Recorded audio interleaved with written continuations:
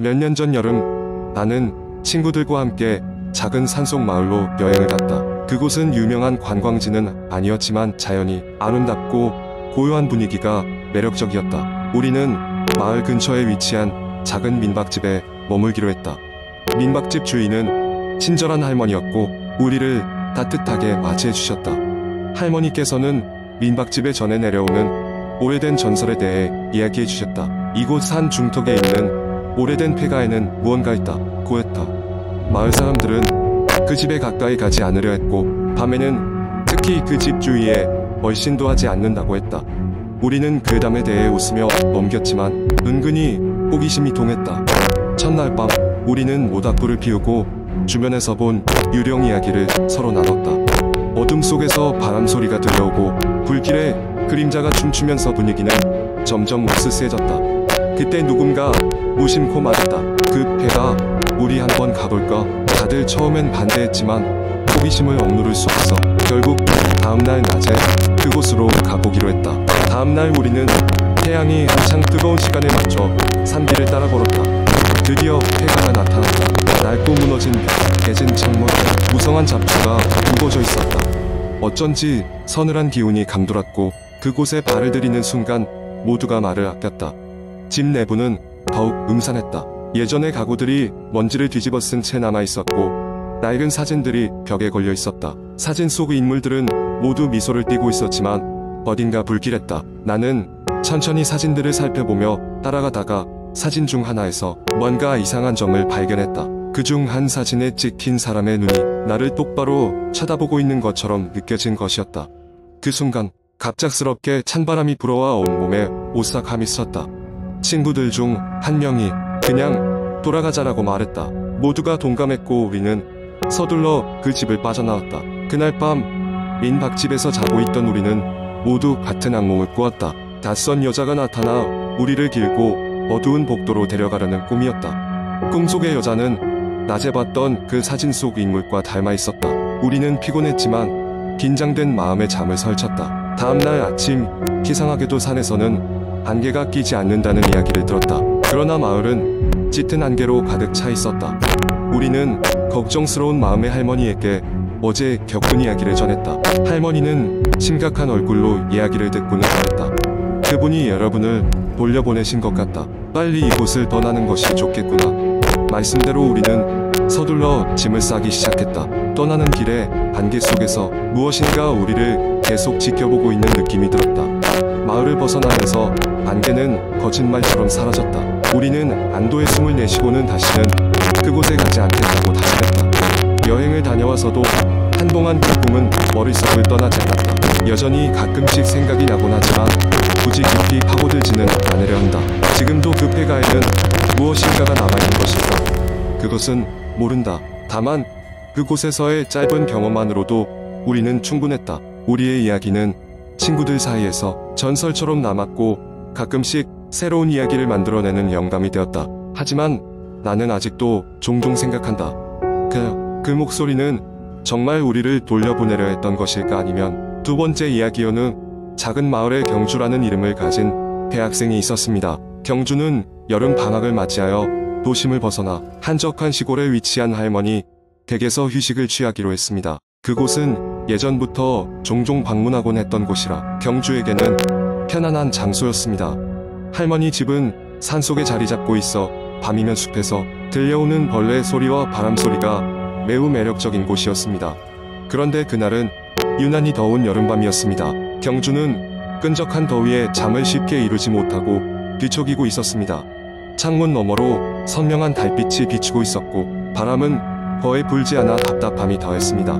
그는 잠깐이나마 시원함을 느껴보고자 창문을 열어놓고 잠들기를 시도했습니다. 깊은 밤 경주는 무언가 이상한 소리에 잠에서 깼습니다. 살며시 누운 채로 귀를 기울여보니 집 주변에서 들리는 소리는 굉음이 아니라 사람의 웃음소리 같았습니다. 그 소리는 처음엔 아주 희미했지만 시간이 갈수록 더욱 또렷해졌습니다.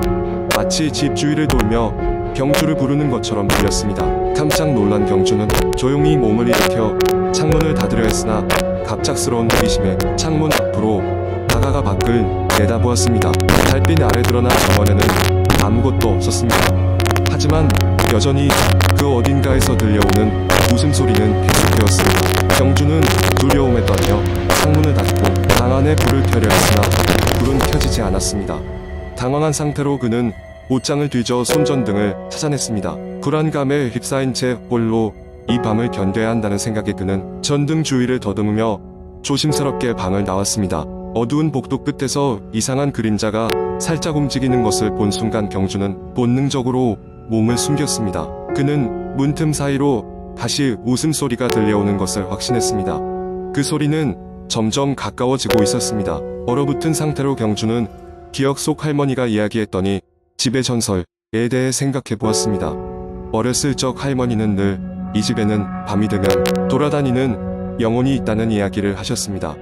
경주는 그 이야기를 그냥 낡은 전설이라고 치부했지만 지금 그의 앞에 다가오고 있는 이 상황은 설명할 수 없는 공포 그 자체였습니다. 움직일 수 없었던 경주는 무언가가 그의 문 앞에 선 것을 느꼈습니다. 그 순간 문이 열리고 서늘한 바람이 방 안으로 밀려 들어오며 손전등 불빛에 희미하게 드러난 모습은 바로 그의 할머니였습니다. 그러나 할머니의 표정은 이상하게도 웃고 있지 않으셨습니다. 오히려 매우 진지한 얼굴이었죠. 경주는 너무 놀라 말을 잇지 못했습니다. 할머니는 천천히 입을 열어 말했습니다. 경주야, 괜찮니? 무서운 꿈을 꾼 것 같다. 경주는 혼란스러워하며 할머니, 방금 바깥에서 무슨 소리가 들렸어요? 누군가 웃고 있었어요. 라고 말했습니다. 할머니는 조용히 경주의 손을 잡고 그를 안심시키며 방으로 데려갔습니다. 여기서는 가끔 그런 일이 있단다. 오래전 이곳엔 큰 비극이 있었거든. 그 영혼이 지금도 여기를 떠도는 것 같구나. 하지만 너를 해치지 않을 거야. 두려워하지 마라.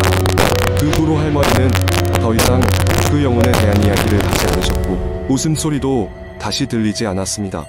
경주는 아침이 되자 지난밤의 일을 꾸었던 꿈으로 착각하려 했지만 자신의 눈앞에서 펼쳐진 생생한 현실감을 뿌리칠 수 없었습니다.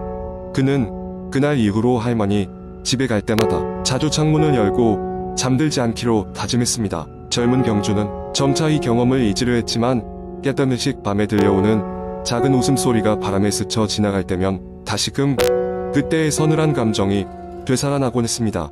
그러나 할머니의 말처럼 그는 그 영혼이 단지 멀리 사라지는 것을 기다리기로 했습니다. 그 뒤로도 경주는 할머니 집을 찾았지만 더 이상 그 영혼의 소리는 들리지 않았습니다.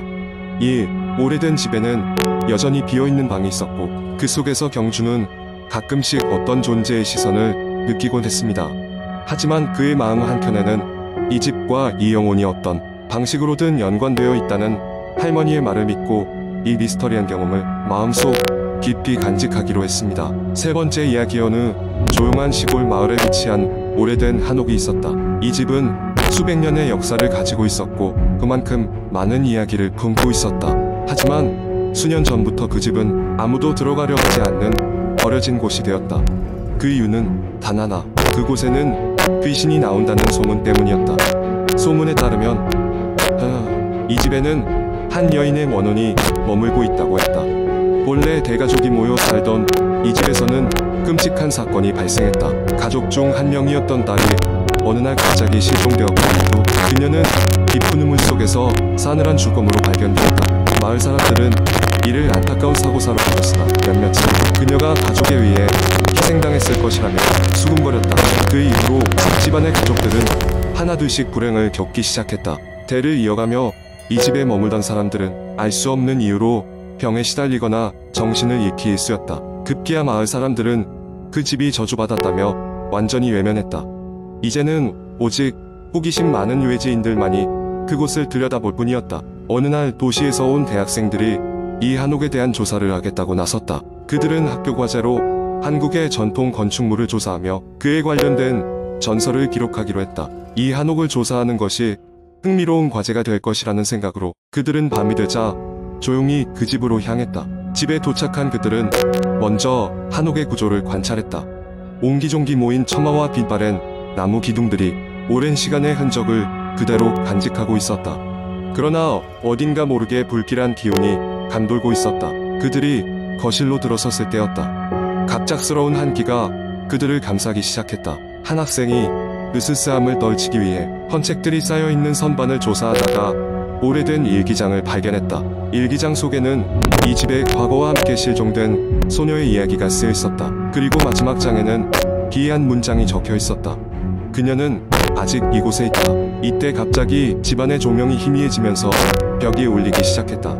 학생들은 서로의 얼굴을 확인하며 두려움에 떨었다.